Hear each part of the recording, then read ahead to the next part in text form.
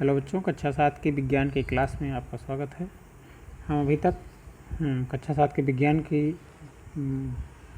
पाठ्यपुस्तक से 3 इकाई पढ़ चुके हैं और उनके अभ्यास प्रश्नों को भी हम लोगों ने हल कर लिया है कि किस प्रश्न का क्या उत्तर होता है। अब हम एक नया अध्याय शुरू करने जा रहे हैं। चौथी इकाई जो भौतिक एवं रासायनिक परिवर्तन दिखाई देते हैं हमें अपने आसपास के पर्यावरण में, हम इस इकाई में उन पर चर्चा करेंगे कि किस तरह का परिवर्तन क्या कहलाता है। तो चलिए शुरू करते हैं आज का पाठ। इकाई 4 हमारा है भौतिक एवं रासायनिक परिवर्तन। भौतिक परिवर्तन, उसके उदाहरण क्या हैं, दैनिक जीवन में क्या उपयोग है, इसके बारे में हमें इस पाठ में पढ़ना है। और साथ ही हमारा दूसरा जो टॉपिक है रासायनिक परिवर्तन, उसके रासायनिक परिवर्तन के कौन कौन से उदाहरण होते हैं और उनका कहाँ उपयोग हमें दिखाई देता है अपने दैनिक जीवन में, हमारे लिए क्या उपयोगिता है उन रासायनिक परिवर्तन की, इसको हम इस पाठ इकाई में पढ़ना है। उसके बाद एक टॉपिक है क्रिस्टलीकरण। क्रिस्टलीकरण क्या होता है, इसके बारे में हम पढ़ेंगे। दैनिक जीवन में हमें अपने आसपास बहुत से ऐसे परिवर्तन हम देखते हैं कि जैसे उदाहरण ले सकते हैं कि चूल्हे में लकड़ी जलाई जाती है तो लकड़ी ठोस होती है, लेकिन जब उसे हम जला देते हैं तो वह राख के रूप में, पाउडर के रूप में परिवर्तित हो जाती है। चीनी का शरबत जब बनाया जाता है तो चीनी ठोस रूप में दिखाई देती है, लेकिन जब उसे पानी में घोल देते हैं तो वह एक विलेन में परिवर्तित हो जाता है और वह चीनी उसमें दिखाई नहीं देती है। इसी प्रकार हम देखते हैं कि दूध जब रखा जाता है तो वह दूध का स्वाद कुछ और होता है, लेकिन जब 1 दिन 2 दिन रख दिया जाता है तो वह दही में परिवर्तित हो जाता है, दही के रूप में जम जाता है और उसका स्वाद खट्टा होता है।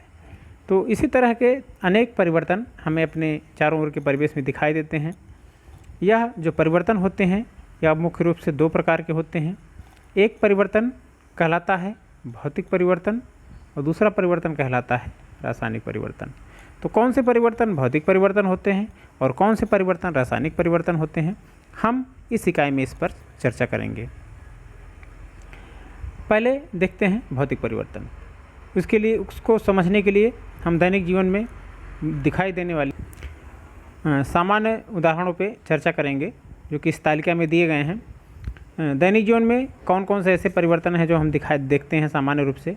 तालिका दी गई है जिसमें पदार्थों के जो है स्थिति दी गई है और उनमें अगर उन्हें हम उस अवस्था में रखें तो कौन से ऐसे परिवर्तनकारी कारक होते हैं जिनसे उनकी स्थिति में परिवर्तन उत्पन्न हो जाता है। तो उसके कुछ उदाहरण दिए गए हैं। जैसे पदार्थ एक जगह दिया गया है और दूसरी जगह दिया गया है, उसमें उसकी अवस्था में परिवर्तन लाने वाला कारक, और जब परिवर्तन होता है तो वह पदार्थ किस अवस्था से किस अवस्था में बदल जाता है, इसके बारे में दिया गया है तालिका में। पहली चीज़ है मोम। मोम को जब हम गर्म करते हैं तो वह ठोस अवस्था से द्रव अवस्था में परिवर्तित हो जाता है। दूसरा है जल। जल को जब हम फ्रीजर में रख देते हैं तो पहले जल द्रव अवस्था में होता है, फिर वह फ्रीजर में रखा जाता है फ्रिज के भीतर, तो वह ठोस अवस्था में परिवर्तित हो जाता है। नमक देखते हैं सामान्य रूप से पाउडर के रूप में, ठोस पाउडर के रूप में होता है, लेकिन अगर उसे नमी मिल जाए, किसी नम जगह पर रख दिया जाए तो वह भी द्रव अवस्था में परिवर्तित हो जाता है।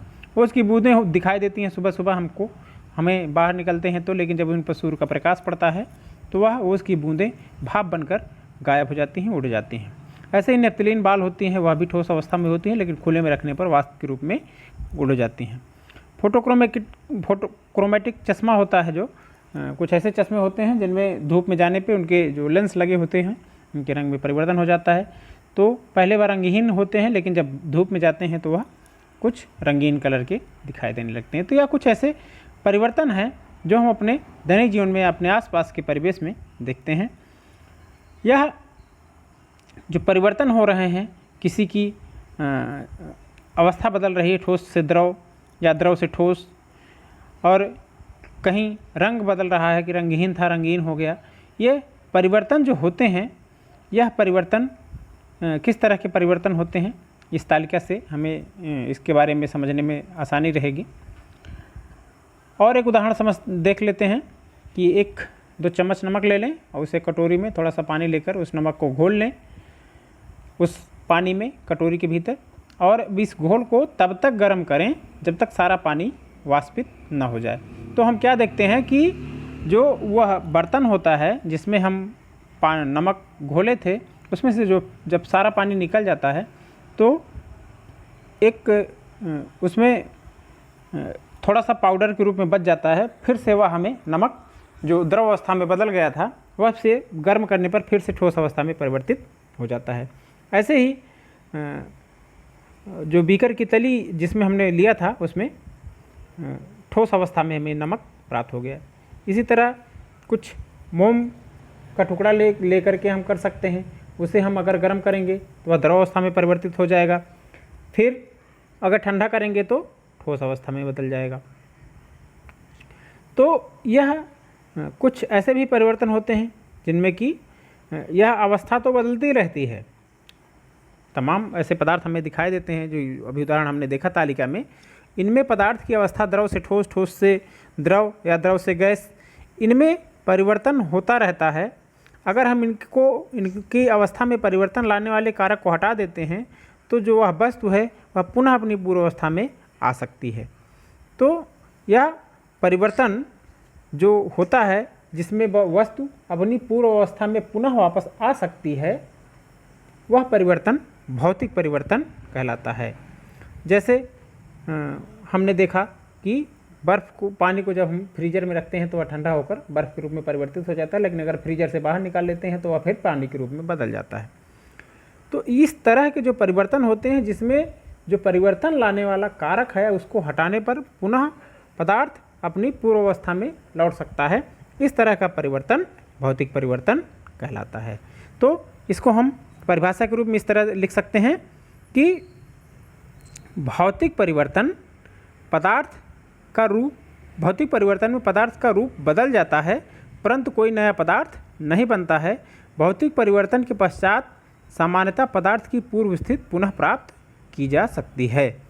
मतलब भौतिक परिवर्तन में पदार्थ का रूप बदलता है लेकिन कोई नया पदार्थ नहीं बनता है, और अगर हम जो परिवर्तन जिसकी वजह से हो रहा है उसको हटा लेते हैं तो वह पदार्थ फिर पहले की अवस्था में आ सकता है। तो इस तरह के परिवर्तन को हम भौतिक परिवर्तन कहते हैं। दूसरा तरह का जो परिवर्तन होता है वह होता है रासायनिक परिवर्तन। रासायनिक परिवर्तन में क्या होता है कि कुछ ऐसे कारक होते हैं, इसकी भी एक तालिका दी गई है, उस तालिका का अध्ययन करके हम देख सकते हैं कि किस तरह परिवर्तन हमें दिखाई देते हैं।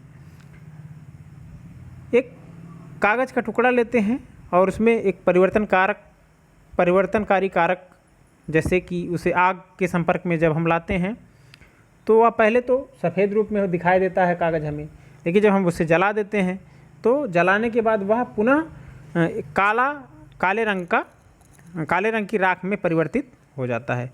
इसी तरह चीनी है, उसे जब हम गर्म करते हैं तो गर्म करने से पहले वह सफ़ेद रहती है और गर्म कर देने के बाद वह भूरे रंग में परिवर्तित हो जाती है।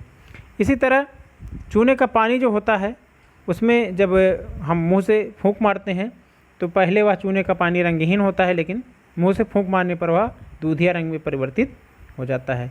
इसी तरह हल्दी है, साबुन के संपर्क में आने से पहले पीली होती है, लेकिन अगर उसे हम साबुन के संपर्क में लाते हैं, साबुन मिलाते हैं उसमें, तो वह लाल रंग में परिवर्तित हो जाती है। तो बच्चों इसी तरह के अनेक और भी परिवर्तन हमें अपने आसपास के वातावरण में दिखाई देते हैं। तो जो यह परिवर्तन होते हैं वह परिवर्तन किस तरह के परिवर्तन कहलाते हैं? इस तरह के परिवर्तन जिनमें कि वस्तु की पूर्व स्थिति कुछ और होती है और बाद की स्थिति कुछ और हो जाती है, लेकिन वह स्थिति इतना ज़्यादा बदल जाती है कि हम उस वस्तु को, वह पहले जैसे कागज़ पहले सफ़ेद था लेकिन अगर हम उसे जला देते हैं तो वह काले रंग की राख में बदल जाता है। तो राख में बदलने के बाद कोई नहीं पहचान सकता है कि यह पहले कागज़ था। तो इतना परिवर्तन हो जाता है और पुनः राख को हम कागज़ में परिवर्तित नहीं कर सकते हैं किसी भी स्थिति में। या जो चूने का पानी है जिसमें हम फूंक मारते हैं तो वह दूधिया रंग का हो जाता है। तो फिर कोई भी क्रियाकलाप करें वह पुनः रंगहीन अवस्था में, सामान्य रूप से जैसे हम फूंक ना मार रहे हो तो उसे फिर से रंगहीन हो जाना चाहिए, लेकिन वह रंगहीन नहीं होता है, दूधिया रंग उसका बना रहता है। हल्दी एक बार साबुन के साथ मिला देने पे जब लाल रंग प्राप्त हो जाता है फिर उससे हम पीले रंग में परिवर्तित नहीं कर सकते हैं। तो इस तरह के जो परिवर्तन होते हैं जिनमें पदार्थ में एक बार परिवर्तन हो जाता है तो पुनः अपनी पूर्व अवस्था में नहीं लौटता है, इस तरह के परिवर्तन रासायनिक परिवर्तन कहलाते हैं। इसके कुछ हम उदाहरण के तौर पे इस उदाहरण के साथ इसे हम समझ सकते हैं। जैसे एक मैग्नीशियम की पतली पट्टी लेते हैं, तार आता है मैग्नीशियम का, इसके एक सिरे को मोमबत्ती की लौ के साथ जलाते हैं तो यह श्वेत प्रकाश देता हुआ जलने लगता है। पूरा जलने के बाद जब हम इस तार को जला देते हैं तो पूरा जलने के बाद सफ़ेद रंग का पाउडर शेष बचता है। यह सफ़ेद जो पाउडर होता है वह क्या हमें मैग्नीशियम के तार की तरह दिखाई देता है? नहीं दिखाई देता है, वह एक सफ़ेद भूरे पाउडर के रूप में दिखाई देता है। इसी तरह कुछ और भी उदाहरण होते हैं। यह जो परिवर्तन है यह परिवर्तन एक तरह से रासायनिक परिवर्तन कहलाता है। तो इस तरह के परिवर्तन को हम रासायनिक समीकरण द्वारा लिखकर प्रदर्शित करते हैं। जैसे मैग्नीशियम जिसका रासायनिक सूत्र है Mg, इसको जब हम ऑक्सीजन की उपस्थिति में जलाते हैं, ऑक्सीजन का रासायनिक सूत्र है O, तो एक नया तत्व बन जाता है मैग्नीशियम ऑक्साइड जिसका रासायनिक सूत्र है MgO। कहने का मतलब मैग्नीशियम एक पदार्थ है जिसे हम दूसरे पदार्थ ऑक्सीजन के साथ मिलाते हैं और मिलाकर जलाते हैं तो एक नया पदार्थ बन जाता है जिसका नाम है मैग्नीशियम ऑक्साइड, जो कि देखने में और गुणों में दोनों ही पदार्थों मैग्नीशियम और ऑक्सीजन से भिन्न दिखाई हमें देता है। तो इस तरह का परिवर्तन रासायनिक परिवर्तन कहलाता है। और अगर हम इसे पानी में घोल दें इस पाउडर को, मैग्नीशियम ऑक्साइड को, तो एक फिर से रासायनिक परिवर्तन होता है जिसमें मैग्नीशियम पानी में घुल जाता है मैग्नीशियम ऑक्साइड और मैग्नीशियम हाइड्रोक्साइड का निर्माण होता है। और यह मैग्नीशियम हाइड्रोक्साइड लाल लिटमस को नीला कर देता है। इसका मतलब कि विलयन क्षारीय होता है और मैग्नीशियम हाइड्रोक्साइड भी क्षारीय होता है। तो मैग्नीशियम ऑक्साइड को जल में जब मिलाते हैं तो कौन सी रासायनिक क्रिया होती है? Mg प्लस H2O दोनों आपस मिलाते हैं तो बनता है MgOH पूरे का 2। तो यह इसका एक नया पदार्थ बन गया। यह भी एक रासायनिक परिवर्तन है। तो यह हमने इस तरह के परिवर्तन हमने देखे कि जिनमें जो परिवर्तन लाने वाले कारक हैं अगर हम उन्हें हटा भी लेते हैं तब भी वह जो पदार्थ है वह अपनी पूर्व अवस्था में वापस नहीं आता है। तो इस तरह के परिवर्तन को हम रासायनिक परिवर्तन कहते हैं। तो परिभाषा दे सकते हैं इसकी। रासायनिक परिवर्तन में एक या एक से अधिक नए पदार्थ बनते हैं। जब भी कोई रासायनिक परिवर्तन होता है उसमें कुछ नए पदार्थ बनते हैं जिनके गुण सामान्य रूप से पूर्व पदार्थ से भिन्न होते हैं। मतलब जो पहले पदार्थ था उससे उसके गुण भिन्न होते हैं। यह जो परिवर्तन होता है इस तरह का परिवर्तन जिसमें बनने वाले पदार्थ के गुण पहले वाले पदार्थ के गुण से भिन्न हो और वह बनने वाला पदार्थ पुनः पहले वाले पदार्थ के रूप में परिवर्तित ना हो सके, तो इस तरह के परिवर्तन को रासायनिक परिवर्तन कहते हैं। तो यह आपका भौतिक परिवर्तन और रासायनिक परिवर्तन दोनों तरह के परिवर्तन के बारे में हमने पढ़ लिया। आज की क्लास यहीं समाप्त होती है। इससे संबंधित कोई भी डाउट होता है तो उससे हमारे नंबर पर संपर्क करके या कमेंट करके हमारे इस वीडियो पर आप उसे क्लियर कर सकते हैं। बाकी हम मिलते हैं अपने अगले टॉपिक के साथ, इसके आगे के टॉपिक के साथ। तब तक आप पढ़ते रहें। बहुत बहुत शुभकामनाएँ।